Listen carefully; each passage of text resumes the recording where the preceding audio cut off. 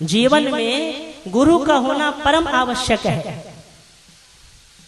हरि रूठे गुरु ठौर है, गुरु रूठे नहीं ठौर। जिसने जीवन में गुरु नहीं बनाया, जब तक जीवन में गुरु नहीं तब तक जीवन शुरू नहीं, याद रखिएगा।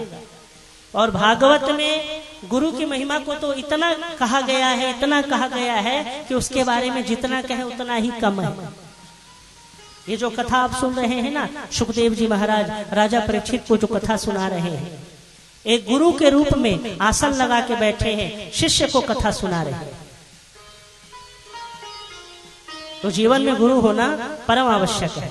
धन कमाना अलग बात, मानव का जीवन पाना अलग बात, लेकिन अगर जीवन में गुरु नहीं है तो आपका जीवन शुरू नहीं। हाँ, गुरुमुख होना। गुरुमुख का मतलब गुरुदेव ने जिस मंत्र को आपके कानों में दिया वो कोई साधारण नहीं है कि बस कान फूक दिया। लोग कहते हैं ना महाराज हमरो कान लथोर कान फूक देवा तो कंघवा झर जाए। गुरु बनाना सरल है लेकिन पालन करना बहुत कठिन है। स्वयं भगवान राम उन्होंने भी गुरु की सेवा की थी, स्वयं भगवान श्री कृष्ण उन्होंने भी गुरु की सेवा की थी। गुरु के बिना यह जीवन अधूरा है। और देखो गुरु का मतलब क्या होता है, आपको सरल रूप में और छोटे रूप में समझाते हैं। जो आपके गुरूर को खत्म कर दे उसको कहते हैं गुरु। जो आपको भगवान से जोड़ दे उसको कहते हैं गुरु। जो आपकी कमी को आपके सामने खड़ा कर दे उसको कहते हैं गुरु। अपने लिए तो सब अच्छे हैं, अपनी बुराई खुद को थोड़ी दिखती है कि हम कितने बुरे हैं। अपने दही को कोई खट्टा नहीं कहता। हाँ, हम कितने अच्छे हैं और कितने बुरे हैं, अपने नजर में सब अच्छे हैं, लेकिन हमारी अच्छाई और बुराई वो दूसरों के नजर में दिखता है। अगरबत्ती यहाँ जलती है तो सुगंध बाहर आता है, पता चल जाता है हम कितने अच्छे हैं कितने बुरे हैं। तो जो हमारी कमी को, जो हमारी बुराई को, जो हमारी कमजोरी को हमारे सामने खड़ा कर दे उसको कहते हैं गुरु। जो जीने का रास्ता बता दे उसको कहते हैं गुरु। देखो जब हम किसी को गुरु बनाते हैं ना, ध्यान से समझिएगा, जब हम किसी को गुरु बनाते हैं, सामने वाला जब हमें मंत्र दीक्षा देता है वो अपने पुण्य को हमको प्रदान करता है और हमारे पापों को स्वयं लेता है। हाँ, शिष्य जब पुण्य करता है, शिष्य जब पुण्य करता है तो गुरु का पुण्य बढ़ता है। हाँ, और शिष्य जब पाप पे पाप करता है, पाप पे पाप करता है तो गुरु का पुण्य घटता है। क्योंकि गुरुदेव जितना पुण्य करते हैं वो अपने पुण्य के प्रभाव से अपने शिष्य का उद्धार करते हैं। इसीलिए जब शिष्य बनाते हैं तो उसको पहले समझा देते हैं आपको धर्म में रहना होगा, मंत्र जाप करना होगा।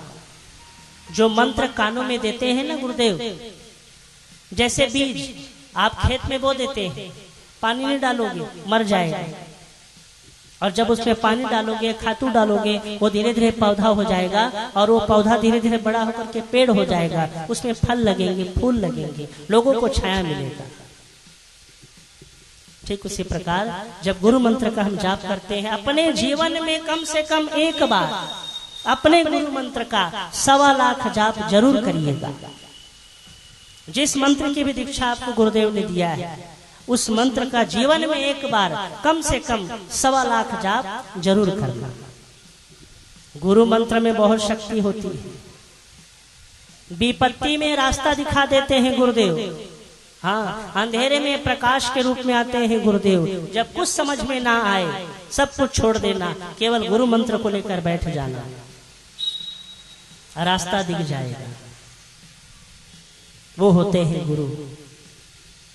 और गुरु से कभी झूठ नहीं बोलते। दुनिया में झूठ बोल लेना, लेकिन गुरु से कभी झूठ मत बोलना, गुरु का कभी अपमान मत करना। अगर गुरु का अपमान किया तो भगवान की भी ताकत नहीं जो आपको क्षमा करता। इसीलिए कहा गया है कि गुरुर् ब्रह्मा गुरुर्विष्णु गुरुर्देवो महेश्वर गुरुर् साक्षात् परब्रह्म तस्मै श्री गुरुवे नमः। पूजा मूलम गुरुर्पादुका ध्यान मूलम गुरुर्मूर्ति मंत्र मूलम गुरुर्वाक्यम मोक्ष मूलम गुरुर्कृपा।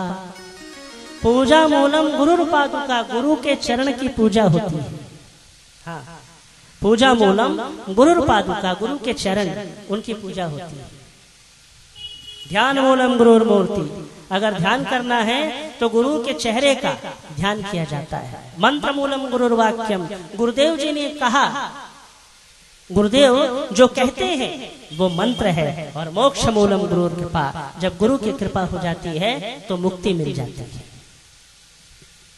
और हमारे कश्यप परिवार में जो ये भागवत कथा हो रही है, इनका तो परम सौभाग्य है।